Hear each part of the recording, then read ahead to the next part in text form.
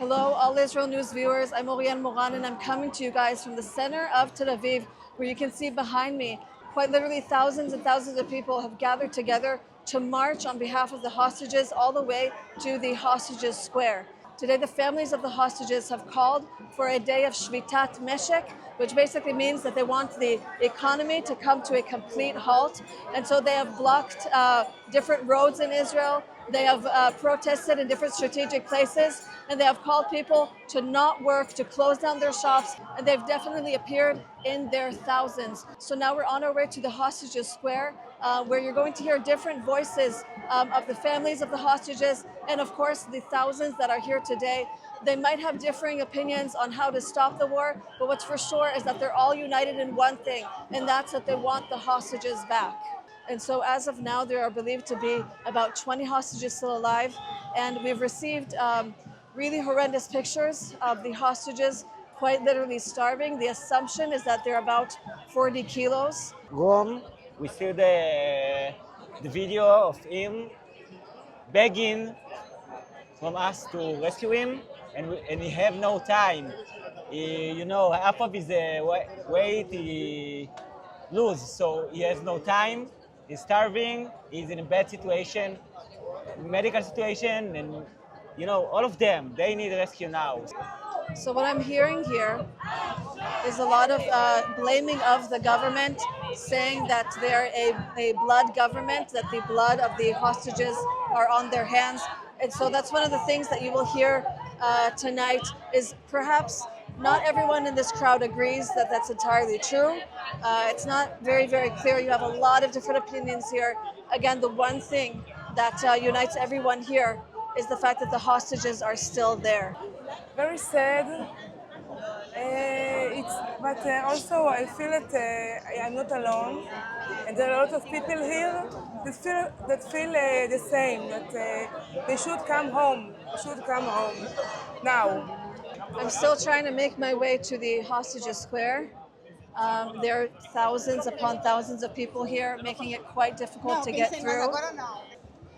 Well, it's obviously very sad that we have to be here, but it's encouraging to see the number of people who showed up and unite under the message that we're not leaving anyone behind.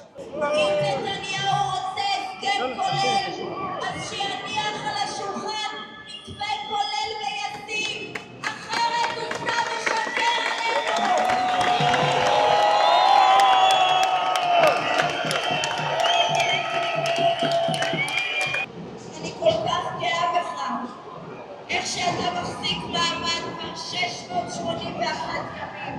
אנחנו בדרך להציל 49 חטופים וחטופות.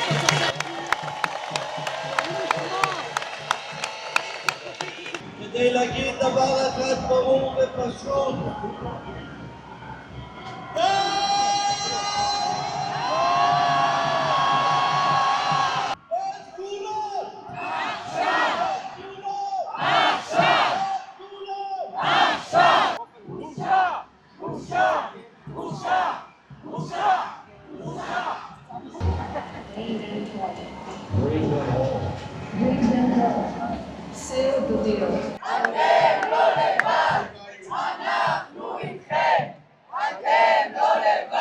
להיות עם חופשי בארצנו ארץ ציון ירושלים.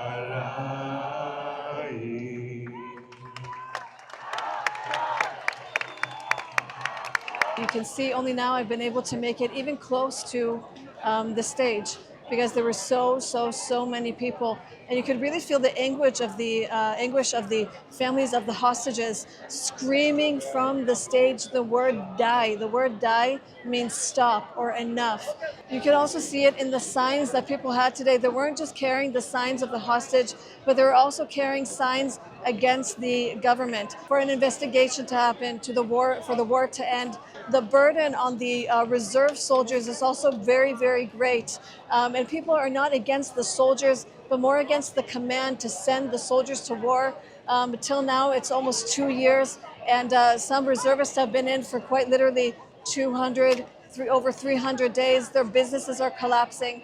And so they're not just protesting for the return of the hostages, but for all of the anguish that they've been feeling in the last almost 2 years. I've sort of been walking around the square, and you can see that a lot of people have actually stuck around to show solidarity, to stay together, just like they were next to Alon Ohel's piano.